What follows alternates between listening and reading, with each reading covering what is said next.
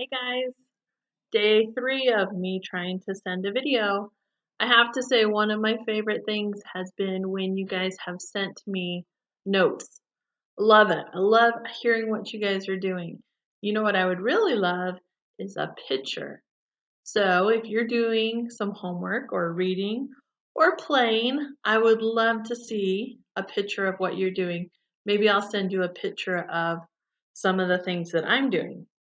Now, I'm hoping that next week I will get a little bit better at this and maybe we'll be able to chat while we're doing something like this. I don't know. You know, I'm a little bit slow and it takes me a little while to figure these things out. But hopefully, we'll get something put together where we can talk to each other. So, I want to read chapter 9 out of our book. There was just a really good battle on the beach between the rats and the bats and the people of Regalia.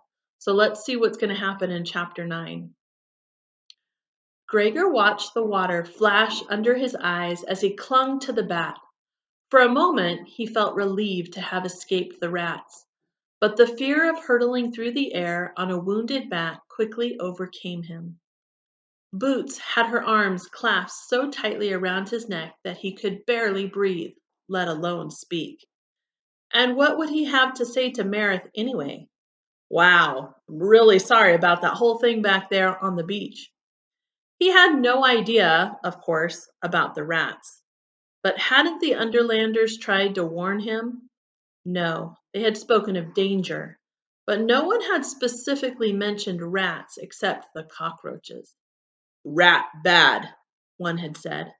And later they had talked about how much the rats would pay to bargain with Luxa.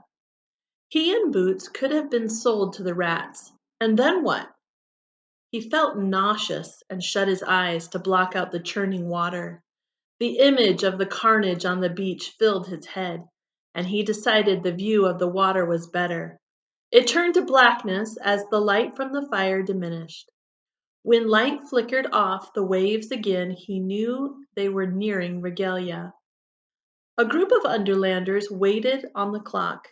They whisked the unconscious Perdita and her bleeding bat away. They tried to take Meredith on a stretcher, but he brushed them off and insisted on helping to carry his bat inside. Gregor sat on the dock where Meredith had shoved him as they landed, wishing he could disappear. Boots was quiet now, but he could feel her little muscles were rigid with fear. 15, 20 minutes passed, maybe? He couldn't tell. Up, someone snarled at him, and he saw Meredith glaring down at him. The gash on his forehead was bandaged, the right side of his face bruised and swollen. Find your feet, Overlander, Meredith barked.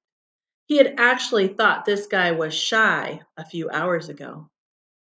Gregor slowly straightened his stiff legs and stood. Meredith tightly tied his hands behind his back. No question about this time. He was definitely a prisoner. Another guard joined Meredith, and they marched Gregor ahead of them. His legs moved numbly. What would they do to him now? He paid no attention to where they were going. He just walked whatever way he was pushed. He had a vague sense of climbing a lot of stairs before he entered a large diamond-shaped room. There was a table in the middle of it. Meredith pushed him down on a stool by a roaring fireplace. The two guards stepped back a couple of paces, watching him like hawks. I'm that dangerous? He thought foggily. Boots began to stir on his back. She tugged on one of his ears. Home, she pleaded. Go home, Gregor. Gregor had no answer for her. People were hurrying past the door, talking in excited voices. Some peered in at him, but no one came in. In the warmth of the fire, he realized he was frozen. He was soaked in river water up to his waist and shivering from the wind and the horror of what he'd witnessed, of what he'd taken part in. Boots was in better condition. Her backpack seemed to be waterproof, and she was pressed up against him. Still, her toes felt like ice when they brushed his arm. Fatigue washed over Gregor, and he wished he could lie down, just lie down and fall asleep and wake up in his bed where he could see the car lights flashing across the walls. But he had given up thinking this was a dream. What had happened to the Underlanders, Perdita, her wounded bat, and Maris? If they died, it would be his fault. He wouldn't even try to argue that. Just then, Luxa appeared.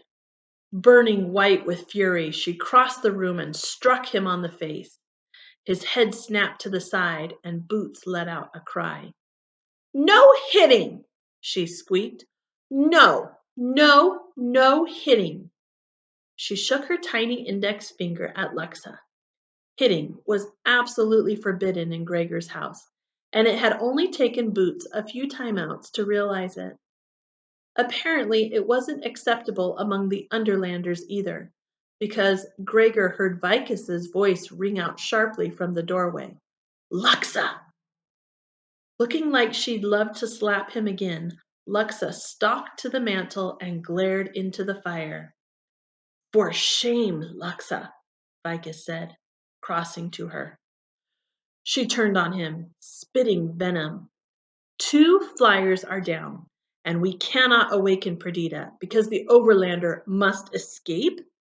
Strike him? I say we throw him into the Deadland and let him take his chances," shouted Luxa. "Be that as it may, Luxa, this is not seemly," said Vicus. But Gregor could see the news had upset him. "Both rats are dead?" he asked. "Dead and in the river," said Luxa. "We scorched the land." "This matter of we, you and I shall take up later," said Vicus severely.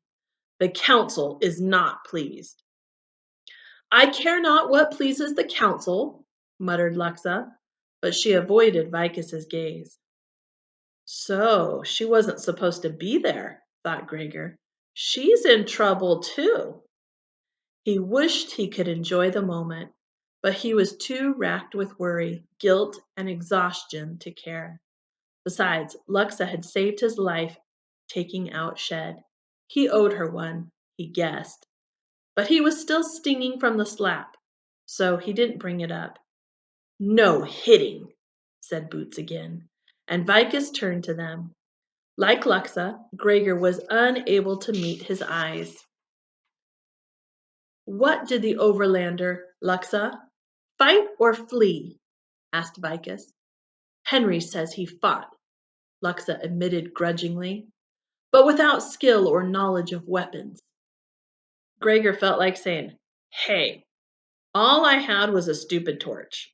But why bother?" Then he has much courage," said Vicus. "Courage without caution makes for early death, or so you tell me daily," said Luxa. "So I tell you, and do you hear?" said Vicus, raising his eyebrows. "You hear not as he hears not. You are both very young for deafness. Unleash his hand and leave us," he said to the guards. Gregor felt a blade cut through the ropes on his wrists. He rubbed the marks, trying to restore circulation to his hands. His cheek throbbed, but he wouldn't give Luxa the satisfaction of seeing him touch it. Boots reached over his shoulder and touched the creases on his wrists. "Ow!" she whispered. "Ow!" "I'm okay, Boots," he said, but she just shook her head. "Gather us here," said Vicus, sitting at the table. Neither Gregor nor Luxa moved. "Gather us here, for we must discuss," said Vicus, slapping his hand on the stone surface. This time they both took seats as far from each other as possible.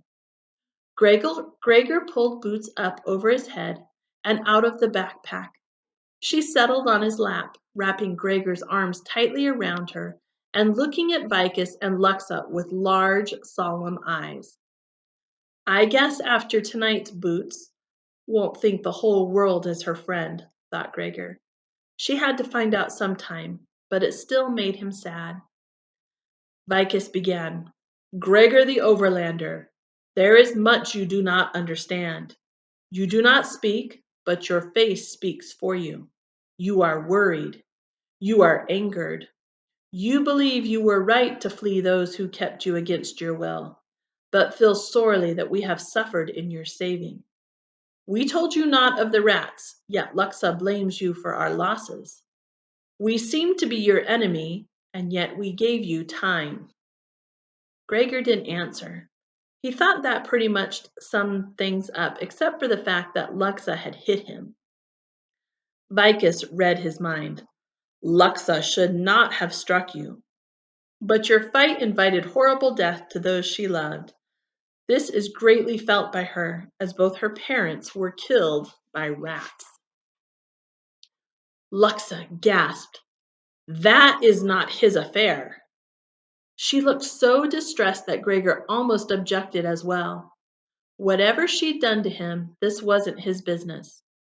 But I make it so, Luxa, as I have cause to believe that Gregor may himself lack a father, continued Vicus. Now it was Gregor's turn to look shocked.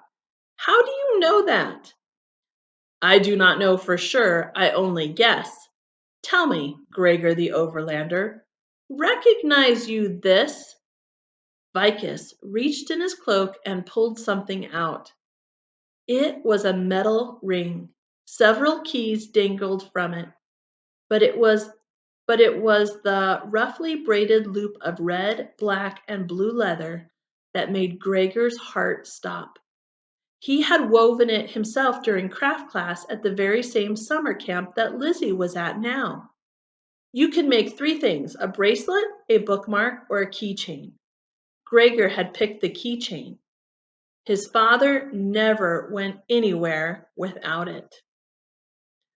Okay, we're going to stop right there. What do you think this means? They found this keychain that Gregor made. Make a prediction. What do you think is going to happen? Send me a note telling me what you think your prediction is. And next week, I will read another chapter. Bye, guys. Hopefully, I'll be able to talk to you next week.